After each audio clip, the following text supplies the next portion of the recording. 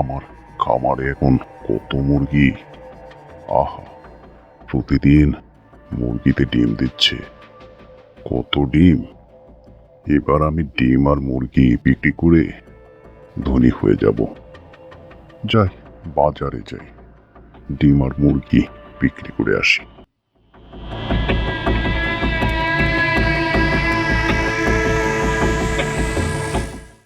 বাঘ চলে গেল ডিম আর মুরগি বিক্রি করতে। পথে শিয়ালের সাথে দেখা হয়ে গেল। আরে বাঘ মামা যে, তা এই পরন্ত বিকেলে কোথায় চলেছ? ওহো, হাতে দেখি ডিম, আবার সাথে মুরগি। কি ব্যাপার, বাজারে চলেছ?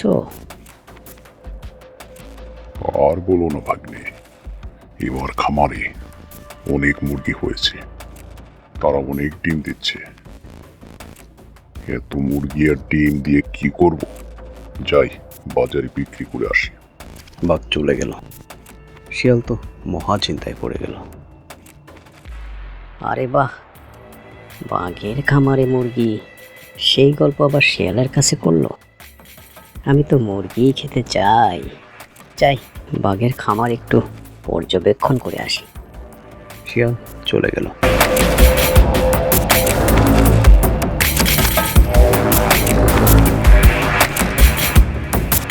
শিয়াল বাঘের খামার দেখে তো অবাক।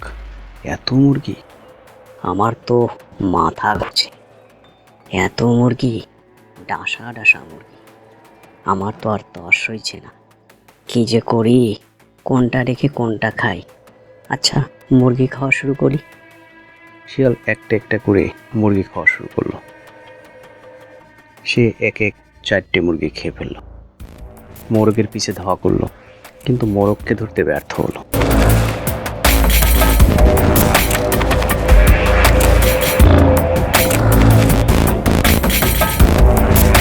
যাই, এবারের মতো চলে যাই।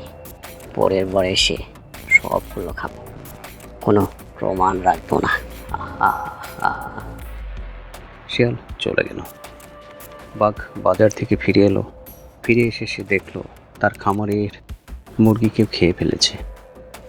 হায় হায় হায়, এ কি সর্বনাশ হলো গো! কে আমার মুরগি খেয়ে গেছে? আমার খামারের এ কি অবস্থা! আমার মুরগি, আমার মুরগি! বাঘের বন্ধু টুনি সে খবর পেয়ে উড়ে এলো। বাঘকে বলল, বন্ধু বাঘ, একই খবর শুনলাম। তুমি জঙ্গলের সবচেয়ে শক্তিশালী প্রাণী, আর তোমার খামার থেকে মুরগি চুরি। না না না, এ অসম্ভব। সত্যি তাই হয়েছে বন্ধু। আমার খামারে কত মুরগি ছিল, দুষ্টু কোনো প্রাণী আমার মুরগিগুলো খেয়ে গেছে। আমার সর্বনাশ হয়ে গেছে। আমি তোমাকে একটি বুদ্ধি দিতে পারি। তুমি ফাঁদ পাতো, আশা করি সেই ফাঁদে ওই দুষ্ট প্রাণী আটকা পড়বে। তখন দেখা যাবে। ঠিক কথা বলেছ, দাঁড়াও, আমি এক্ষুনি ব্যবস্থা করছি। আজকেই আমি ভাত পাতবো। দাঁড়াও, আমি আসছি। বাঘ মুরগি আর ডিম সরিয়ে রেখে হাত পাততে শুরু করলো।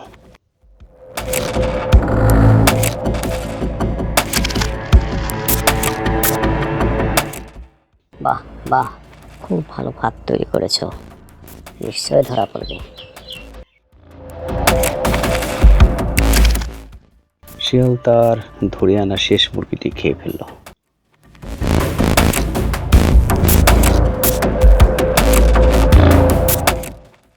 আহা আহা, বাঘের খামারের মুরগি এত সুস্বাদু, এ যে আমার পেট না ভরে আরো ক্ষুধা বাড়িয়ে দিল। যাই, শেষ কটা মুরগি সাবার করে আসি। শিয়াল চলে গেল।